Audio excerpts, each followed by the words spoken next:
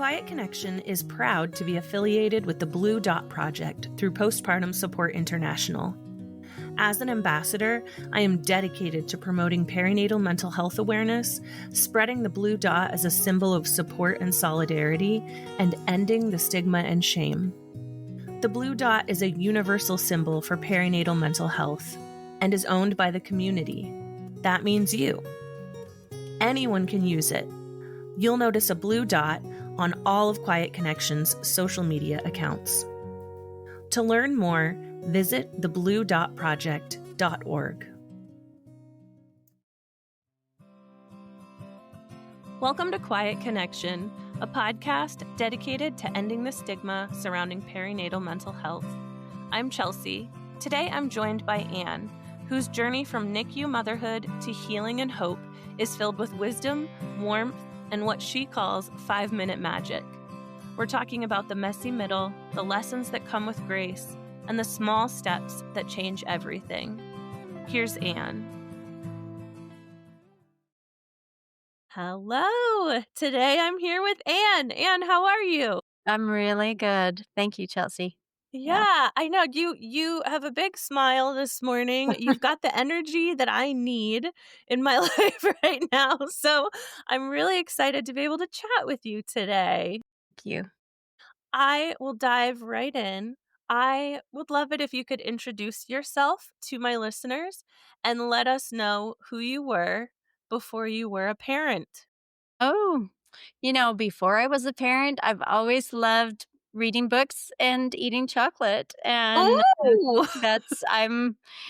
I have always loved things that make us laugh, things that make us connect with people, always been really outgoing and cheerful. And then we had anxiety and depression, and it totally flipped my lid about a lot of things. Was not expecting it, kind of blindsided, and just anyway. So that was my first journey into motherhood, and in those years between like 18 and 25, and now we're 25 years beyond that, and I'm watching my children with everything that's happened to me, hopefully navigate better and faster than I did all of that's happening, right? And I think it's just tricky for families and people in general to navigate everything and try to figure out which end is up sometimes because um, sometimes things just hit us out of the blue that we didn't plan on. But anyway, so I still like those things. Great.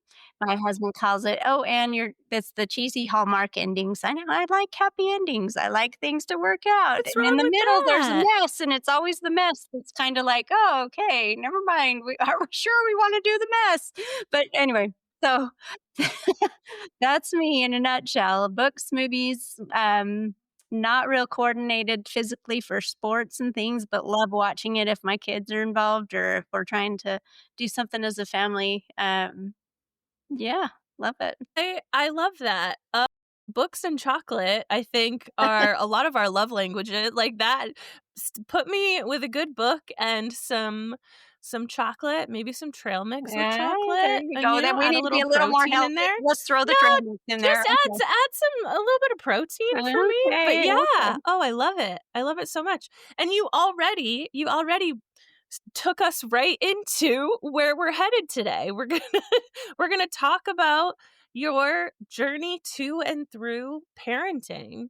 And one of the questions that I like to ask all of my guests is, did you always see yourself as a parent? Did you always envision that for your life? Yeah, I remember being a little 4 and 5-year-old girl and just, drawing the pictures of the princess and the happily ever after house and the usually looked like a huge castle at the time or.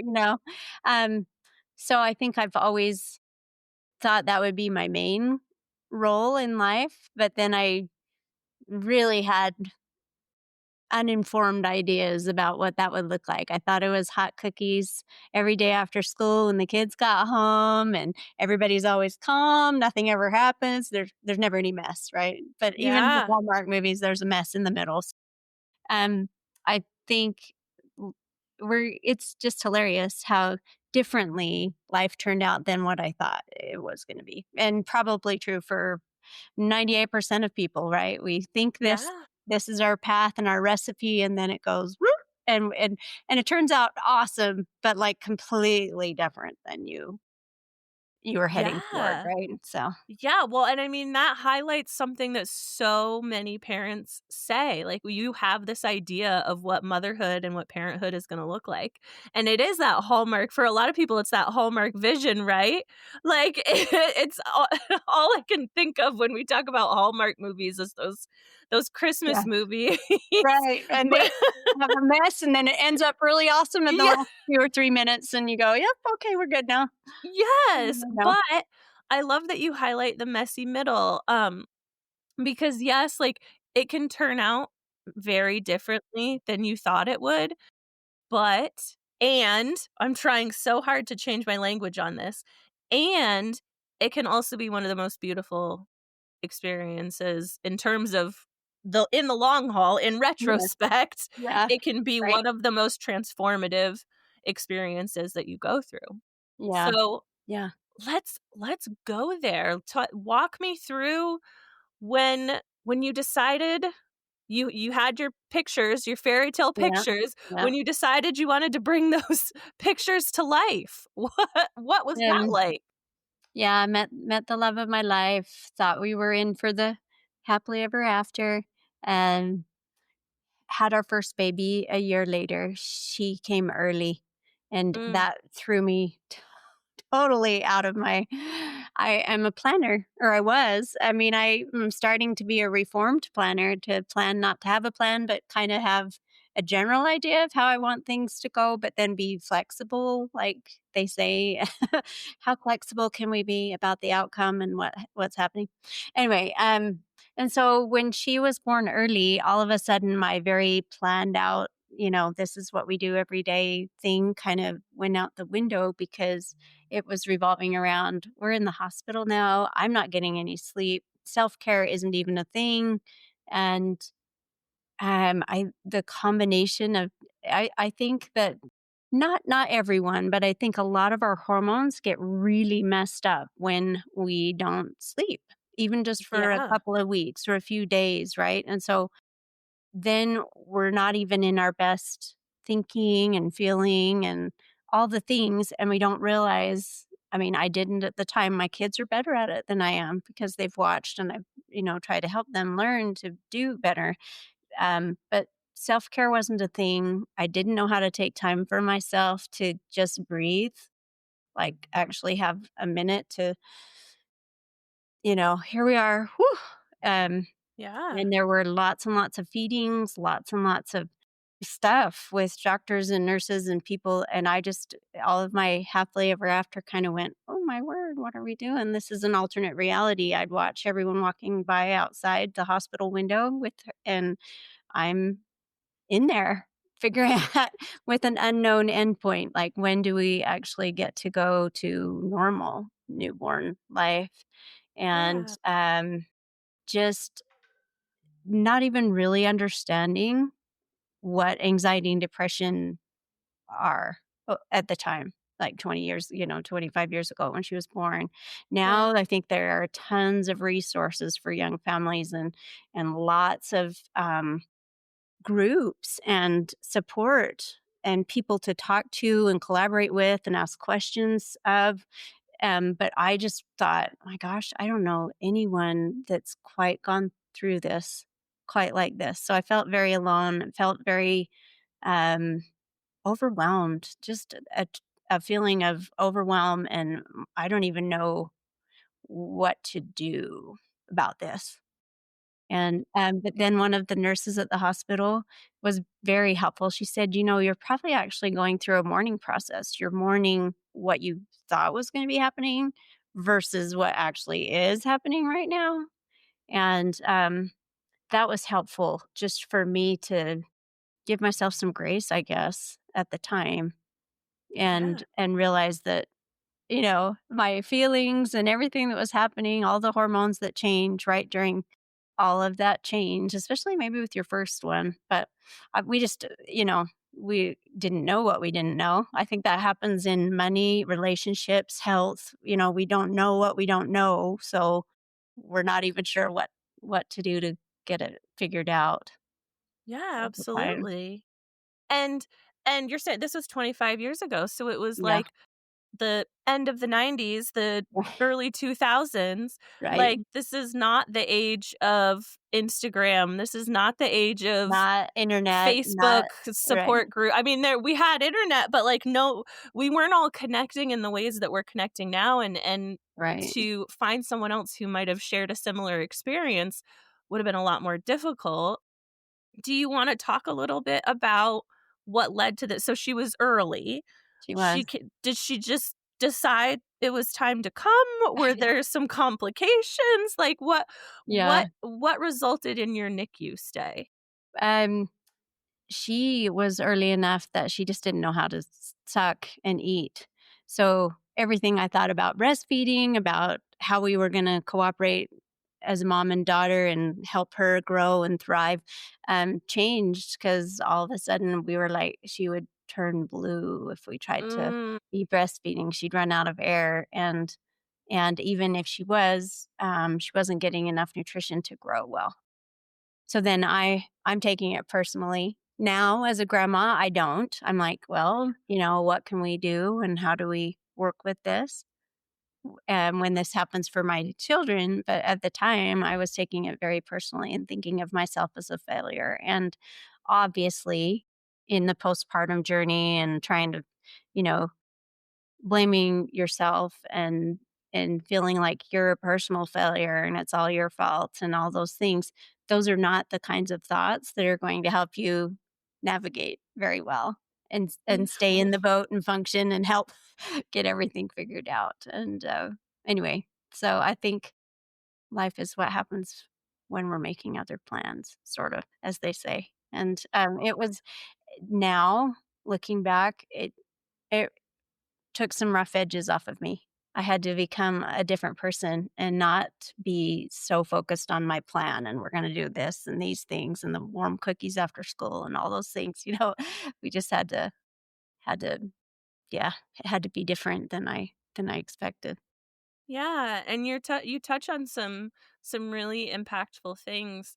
Also, the fact when you keep saying warm cookies after school, I'm like, "Oh my god." Like, I think every child wishes that I too. Like, know. not only every I know that's such a, like, cliche, like, Yeah. of just having it ready, but I think every kid would just love that, right? Like, my kids would for sure. But the the points that you touched on that I think are recurring themes in so many families that I talk to, NICU or not, is the feelings of guilt and of shame and blame, Right. right? Like, when the plan doesn't go the way you thought it was gonna go, like, "Well, it must be something I did," Yeah. or Yeah. I I'm not must have done." enough. I messed up Exactly. something. Yeah. Yeah. So, you touched on, mental health struggles. Did you start noticing that while you were in your NICU journey, or was that once you got home and were out of that environment?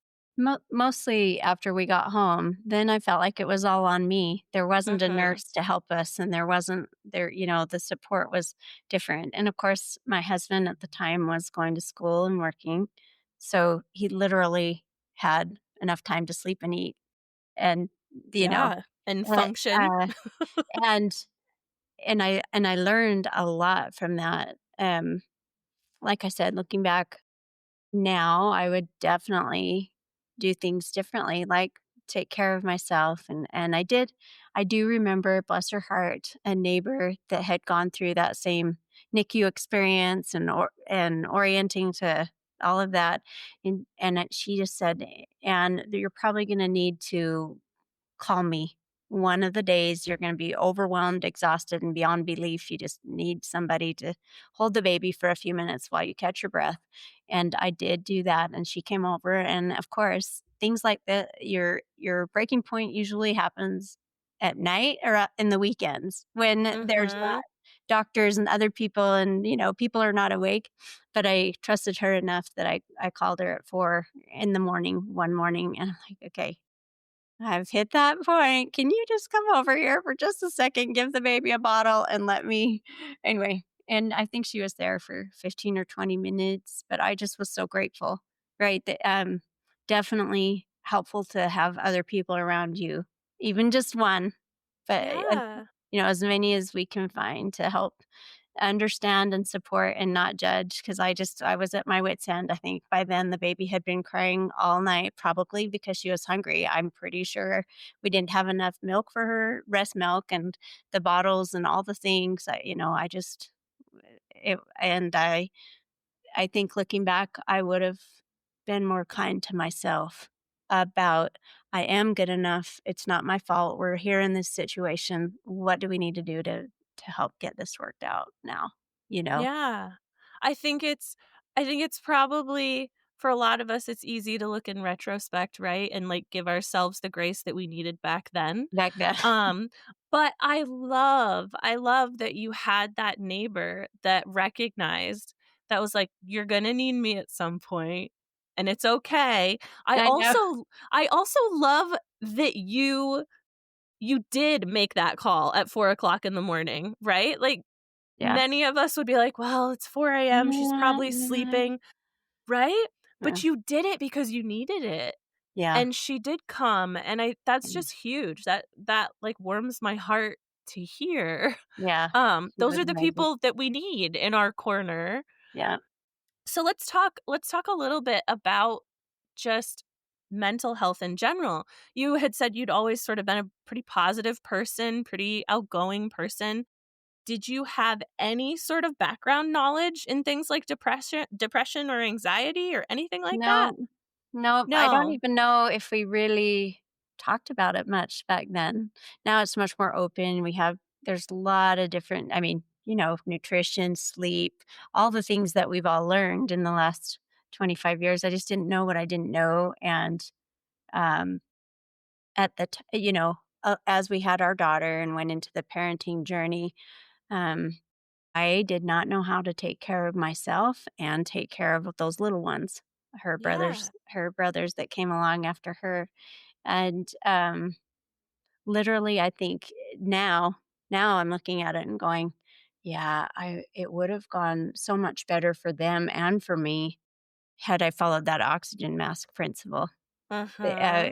Let's put my own oxygen mask on just for a second so I can get my bearings, and then we'll handle whatever's come up during the day. Because life with a family isn't necessarily always like that Hallmark movie. It's No, we it had can we be, but we our first other adventure beyond parenting was when there were 3 little ones under 3 and my husband got laid off. And so all of a sudden our money, everything that was supporting the family was gone, and jobs were not available, and we went, "Oh my word, what are we doing?" Anyway, so that started a whole different journey of things I didn't know that I didn't know and didn't plan on.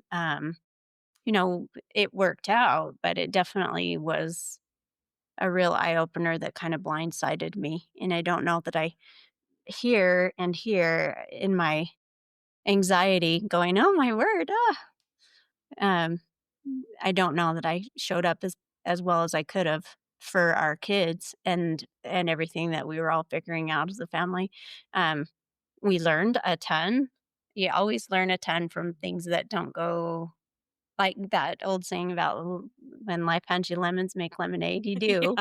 yeah. I mean, we do figure out how to make lemonade somehow, right? But Yeah. the process Sometimes of that it was, lemonade is sour. yeah, Like, like, yeah. oh, this is not where I thought I would be right now, right? Yes. So, Yeah, I yeah, love that you keep saying too that, like, I didn't know what I didn't know.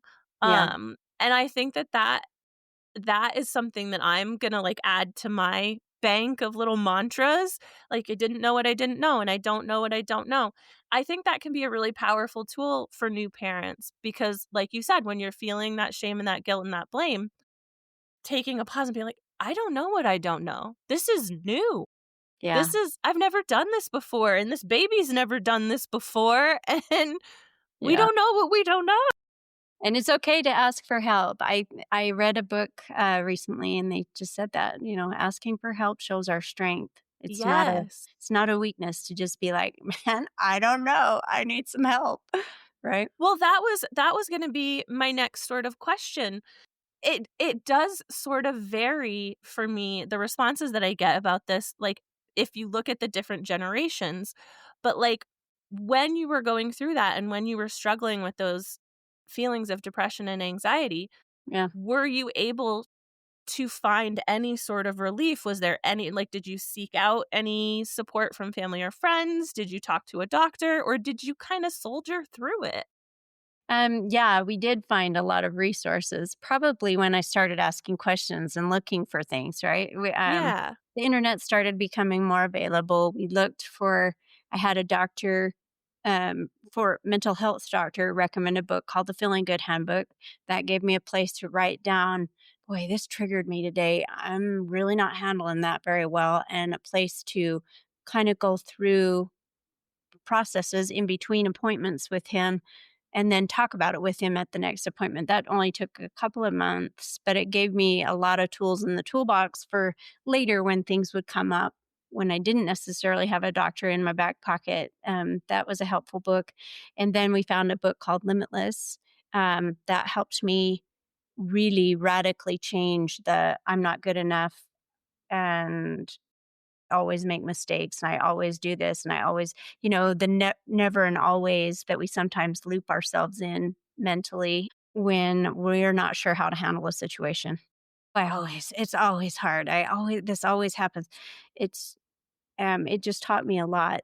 Right, even in the appendix, I guess I did the Hallmark movie thing about the Limitless book. I went to the back first and figured out what I wanted to learn and how am I going to think about myself so that I don't have to be in that I'm not good enough space anymore. And that actually revolutionized how I showed up as a parent, how I showed up about money, how I showed up about my health. Um, I'm not yet, the word yet is really Mhm. powerful to me. I'm not yet where I want to be on some things, but I will be. I am creating that reality of what I want for my finances, for my health, for our family. And I think that just it became a place of grace that I could say, well, they're not yet either where they want to be, but they are doing the best they can and it is good enough right now. My best is good enough. I'm good enough. There's a lot to be said for what we tell ourselves about ourselves Yeah. and how that helps us show up for other people when they're in the middle of their mess too, right? Because we're not circling around in I'm not good enough. This isn't ever going to work out. And Yeah, I'm grateful for that. I've heard this saying, and it's so hard to do, but, like, speak to yourself like you'd speak to your best friend, You're right. right? Like, You're right. and that's so hard to do, but I think just like you were saying, like, tools in the toolbox, it takes Yeah. practice, and then Yes. you have it in your toolbox. Right. How old were your kids when you started seeing these shifts in yourself? When you started, like, reading the books and finally being like, "Oh, okay. Okay, this isn't my Um, fault." some of them when they were very small, Yeah. limited amount of time to figure that out and put my oxygen mask on while I was taking care of them in those early years.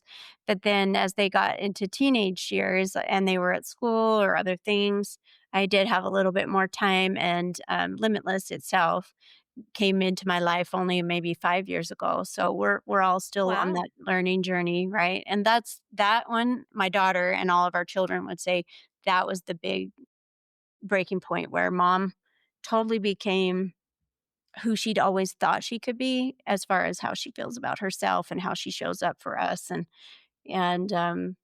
I'm grateful for that. In fact, as you said, practicing and rehearsing on my phone, I literally have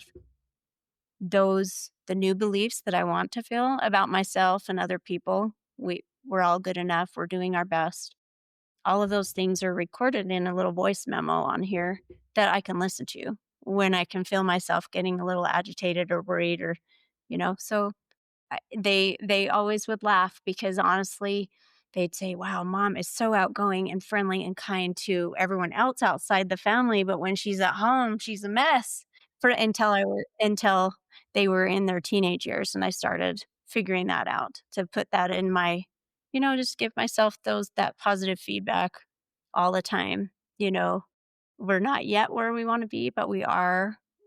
The recipe is getting there, and it's going to be ready at the right time when we need it, Yeah. I also love that I don't know if you came up with it on your own or if it was from something that you read, but recording those voice notes, like, hearing it in your own voice, it is talking to yourself like you would talk to a best friend, right? Like, it's It what you is. need to hear, That's and what it's in your reminded own me voice. when you said that. I'm like, "Well, actually, Yeah. it is." That is an amazing tool. Like, listeners and myself, use your voice notes app, guys, like, Or that's the whatever best, you have available that or you can whatever. Yeah, hear that's hear often.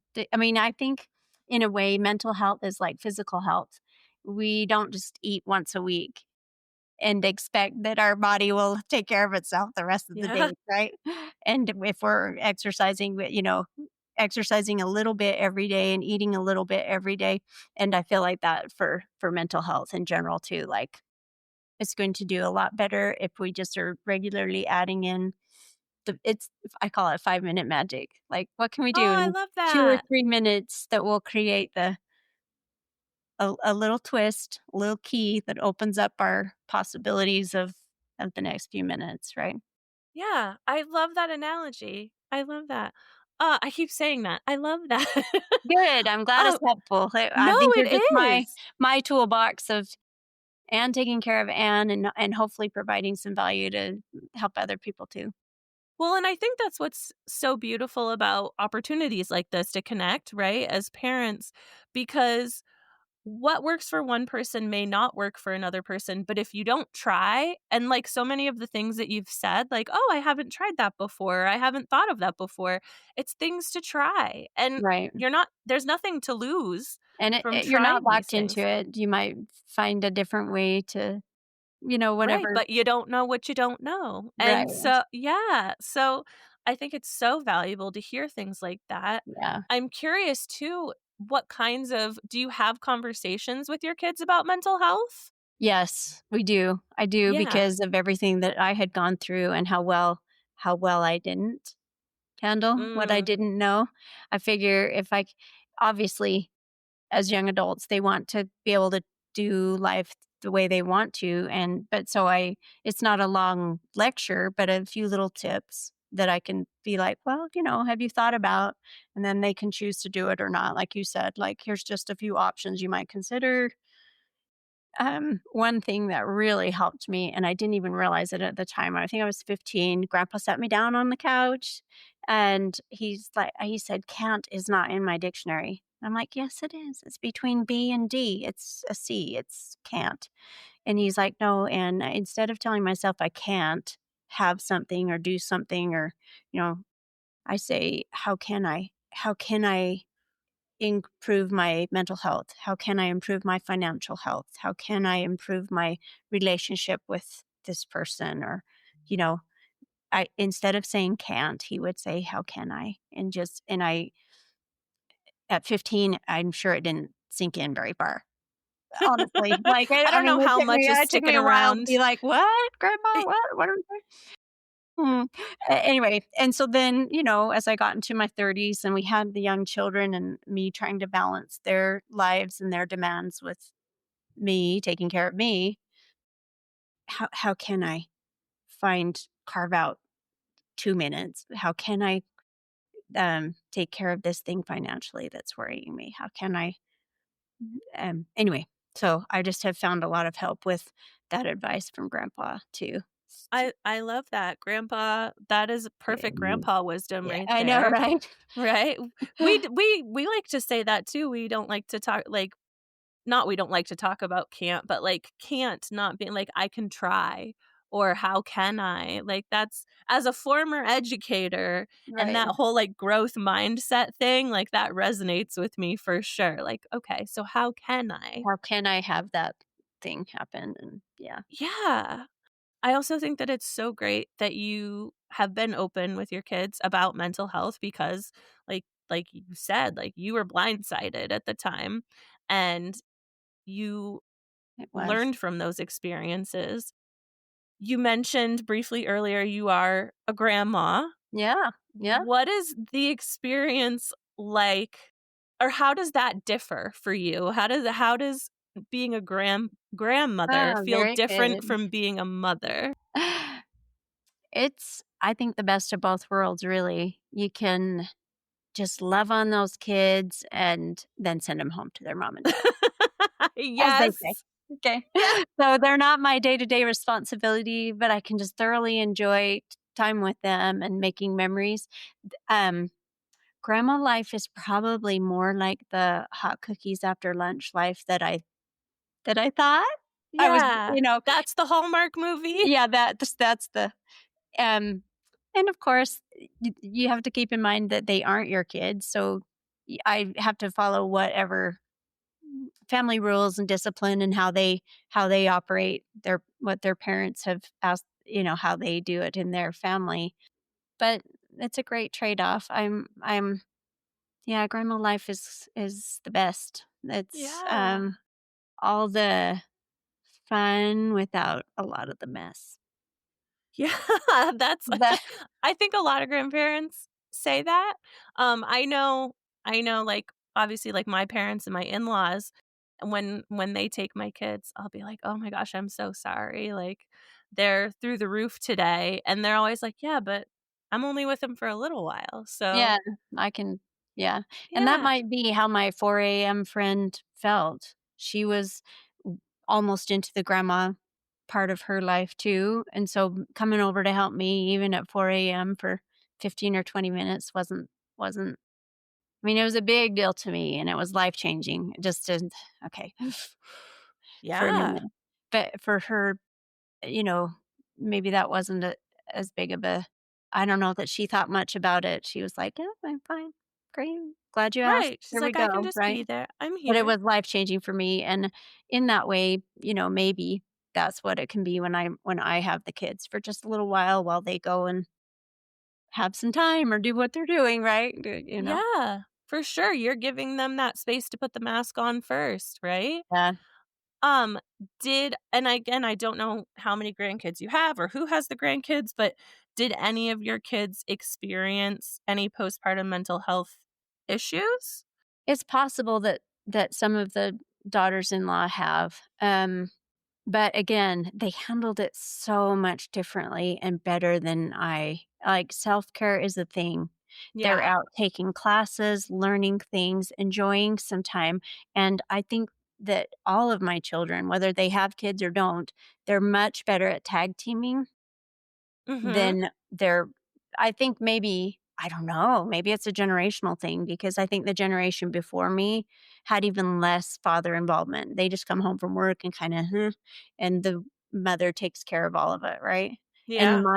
our kids and your generation, I don't think that's the general pattern. I think you Mm-mm. are navigating so much better and faster, and in some ways, I'm wondering, it would be interesting to find out, but I think that takes care of some of those symptoms of postpartum I mean, and because people talk about it more, you're more likely to go, "Yeah, I'm not feeling like myself. I should go get some help. I should talk to the doctor. I should go go try some vitamins or some medicine or something," all the different things that are available now. Yeah. That so, in other words, for my kids, if they have, it's been very short-lived because they were more willing to be like, "Oh, I we need to figure this out," and Well, and and not I think not that speaks to you and the example that you set as you grew in your parenting journey too. yeah. Because yes, I think it is a generational thing. I think we're the generation before me and this generation or the generation after me are doing things a little bit differently because we have access to more information, we have access to more resources, but also in your case, you set that example of I am going to step into my as they're saying, the self-care era, right? Like I am going to take care of me. I am going to talk about mental health. I am going to set my kids up for success that way. So if maybe if they did experience those things, they just felt safe enough Yeah. to It'd be like, "Okay, we gotta go figure this out." yeah, Yeah. yeah.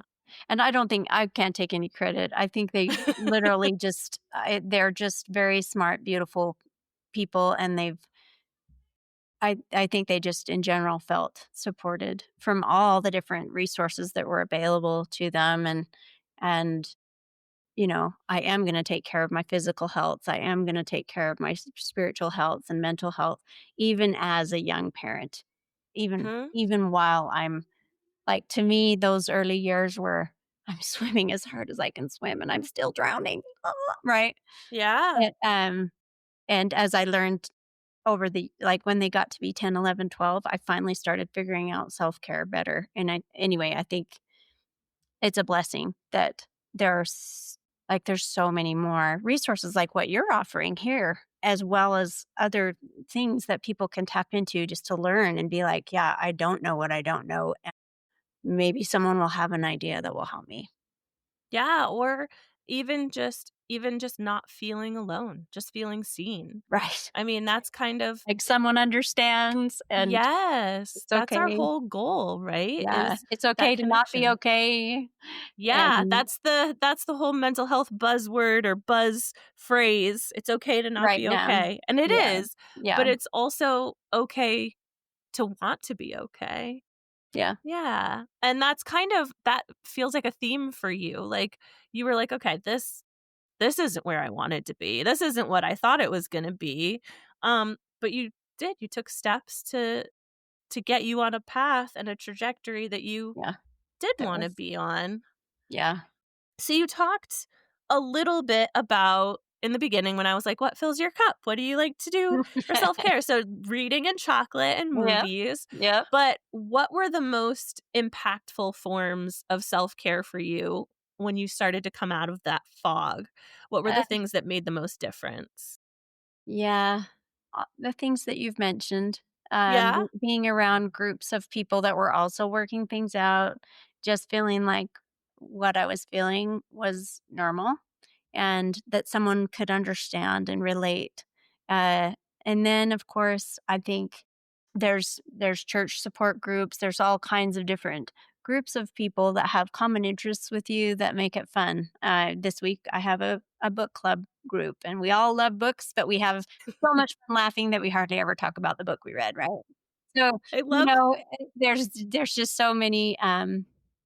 So I think part of that for me, actually, a lot of it was visual, but then it started becoming what can I listen to right now, which is probably why we came across the putting it in our phone and let's repeat that over and over until it becomes how we normally think about anything, right? yeah. Because it's like riding a bike, I think.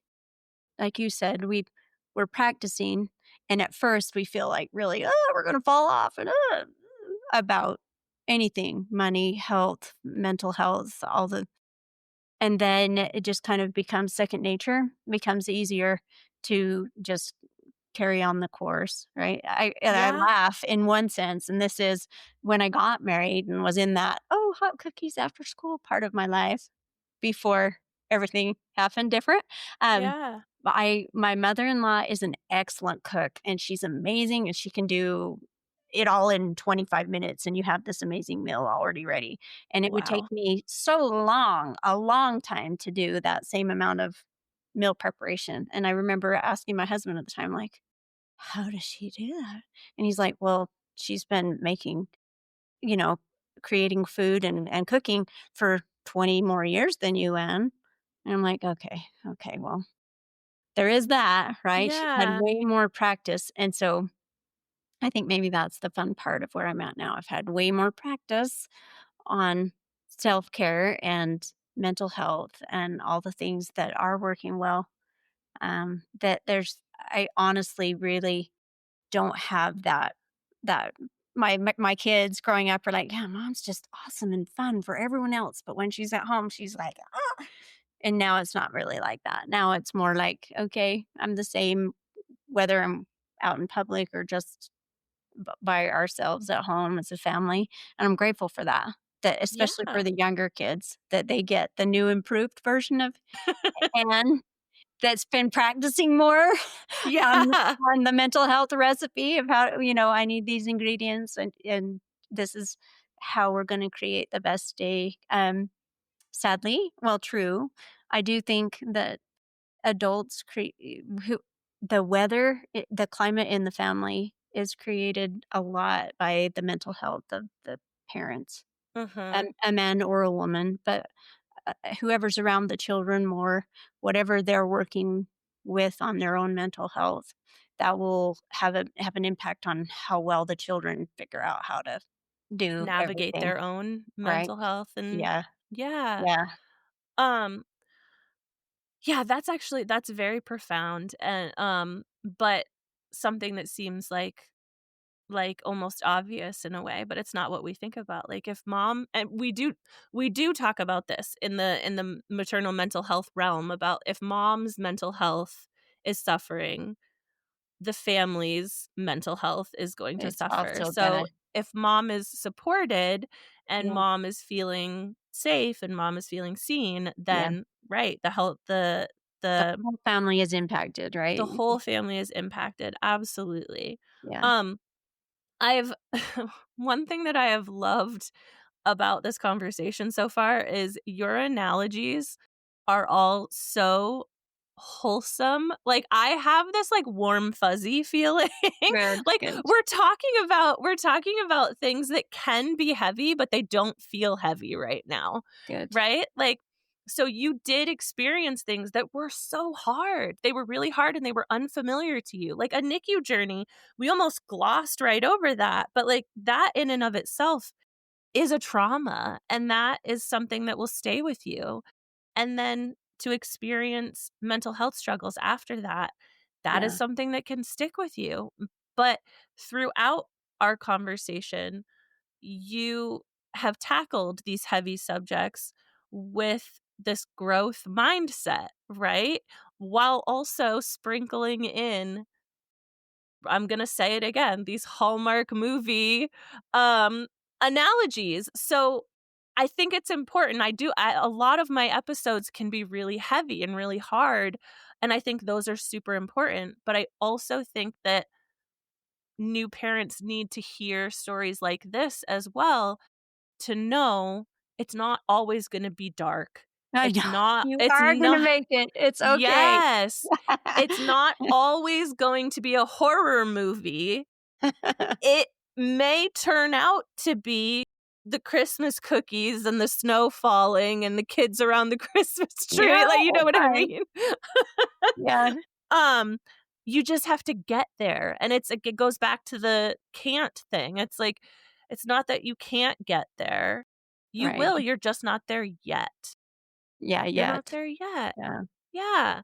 Um, so because I'm interested, talk to me a little bit about how these shifts have impacted what you're doing with your life now.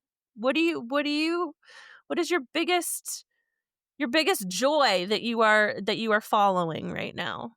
Oh, I love that. What's your biggest joy? That's a beautiful question for any of us to be thinking about, right? Like, I think my biggest joy is that my children and other people who I'm able to impact, just like that friend did at 4 in the morning.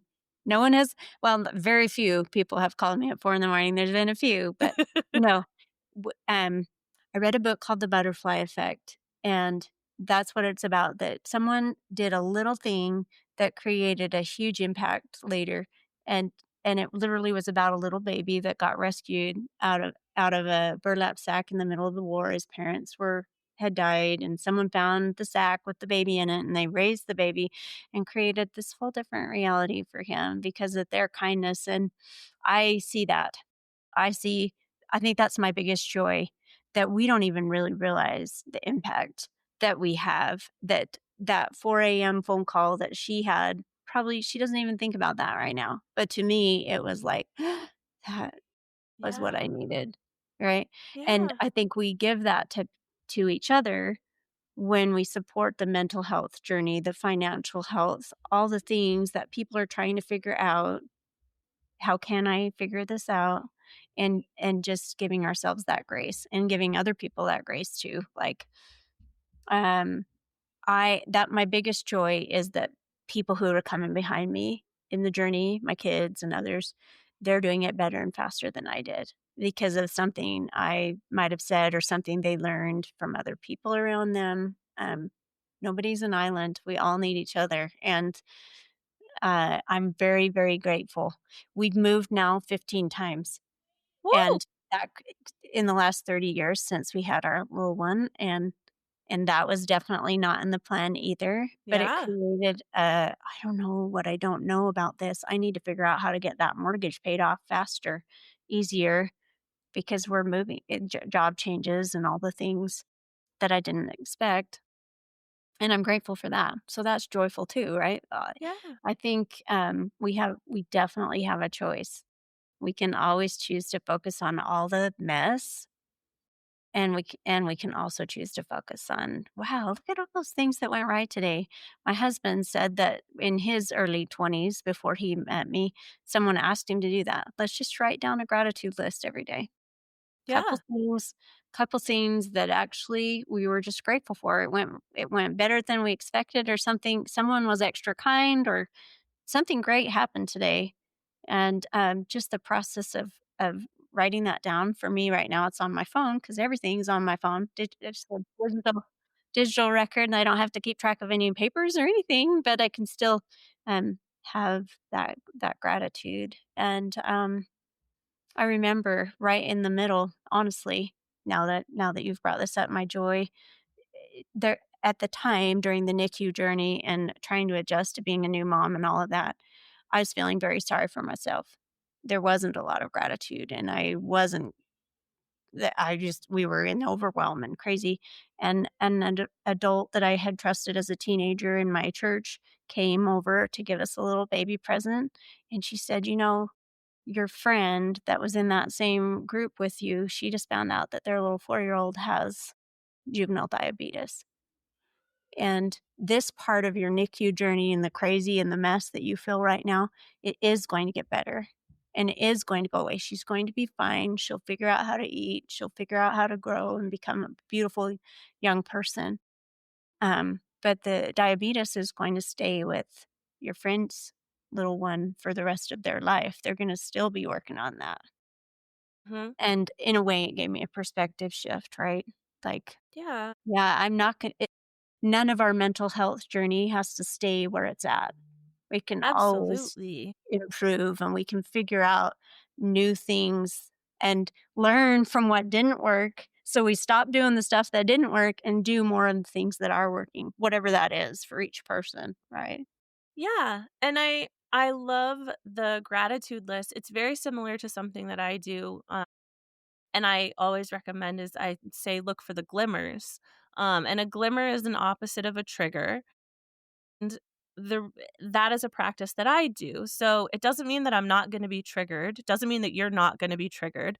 There are going to be things that are hard, but if you are actively looking for the glimmers every day, it Yeah. doesn't negate the hard. It doesn't Yeah. mean you I'm can't still know that it's Yeah, there. right. Still know it's there. It's okay to be, angry sometimes. It's okay to be upset sometimes.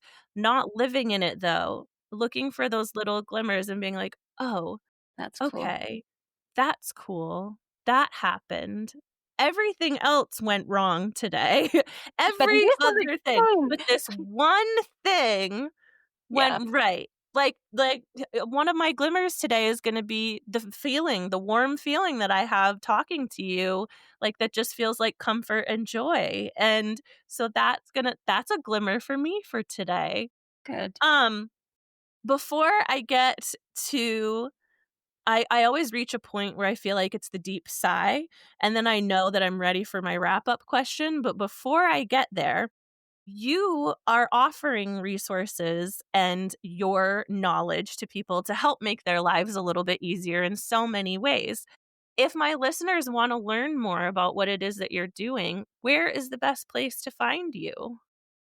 Anne at lifegiverlegacy.com. That's kinda long to remember, so, It's gonna uh, be in the show the notes. other the other note is, at annsplan.com, just ANNS, annsplan.com, because I feel like I just wanna give people a recipe of things that are simple that they can incorporate without having to go take a whole nother school class and learn everything there. All of us have only so much brain space and time, I think, to learn new things and try things. But those are some of the financial tools that I've had available, and definitely happy to help with any of the other books and resources that have helped me with my mental health journey and things like that as well. So yeah, happy to help that way. I love it. So those will be listed in the show notes. So listeners, please check the show notes. Yeah.